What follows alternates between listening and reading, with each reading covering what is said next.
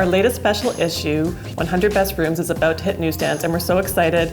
We've gone back 5 years, and sometimes even a little bit longer, almost 10, to choose our favorite rooms that have been published in House and Home. And we even have a few that you've never seen before.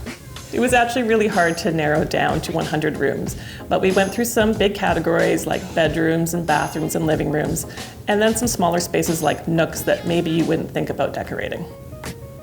Great rooms are often a combination of stunning architecture, a play with texture or tone, and sometimes something that creates a little bit of tension.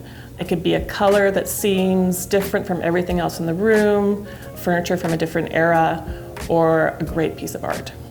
For example, a black wall can really make elements of a room stand out. Montana Burnett is known for her judicious use of black and white in spaces, and in this house, it's so effective. We have this great room where she's painted a black wall behind a white sofa, and there's one piece of art that's red, and the rest of them are all black and white, and that black wall just makes that red piece of art pop. In the bedroom by Danielle Brick, she's painted the entire room black, which has a whole other feel. It really envelops the whole room. But again, anything she puts in that room really pops against the black walls.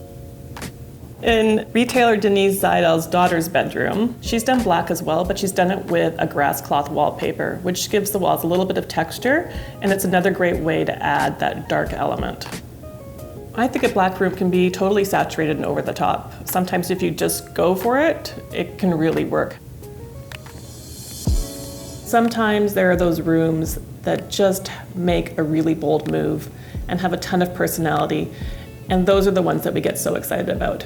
There are rooms in here where designers have done things that you probably wouldn't do in your own home, but they make great photographs and great homes. One of them is a home that Brian Gluckstein designed for the Princess Margaret show home. Brian is well known for his very traditional design, but he really pushed the boundaries in this room, and he planted a tree in the floor, and it's not a small tree, it's a full-size tree, and it towers over this desk, but it really makes for a stunning room. In the study of Garo Kedekin's own home, he has used chalk paint in a way that we've never really seen before. He painted the walls all black and then etched on the moldings with chalk. On top of that, he put a glossy red lacquer dresser and a teal blue door, and the effect altogether is really stunning. Garo is not afraid of color, and we love him for that. He will use colors in ways that we've never seen before, and we can all learn a lot from looking at his rooms. Another way designers have made rooms outstanding is by using sculptural pieces or really stunning pieces of art, and that can bring a room together.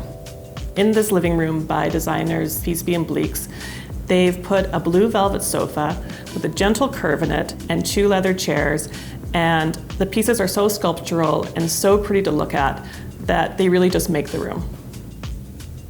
In Denise Zeidel's own home, she's really gone for pieces that look like art or very sculptural. In this space, the room has a very neutral envelope. We've got white walls, a pale gray sofa, a pale gray rug, and all of the focus is on 2 or 3 sculptural pieces. In this case, it's a couple of pieces of abstract modern art and a chair by Plattner. The effect altogether is that your eye is just drawn to these really outstanding pieces, and that makes the room. In this living room designed by Lloyd Ralphs, the majority of the furniture in the room is quite neutral. We've got, a big white round table and some very sort of textured chairs, but at the back of the room is this flashy, very glamorous copper mirrored console, and it's that one piece in the room that just creates tension with the rest of the space.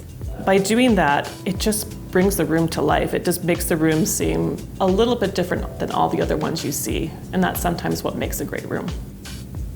And those are only a few of the rooms we have in 100 Best Rooms, so pick it up when you see it on newsstands.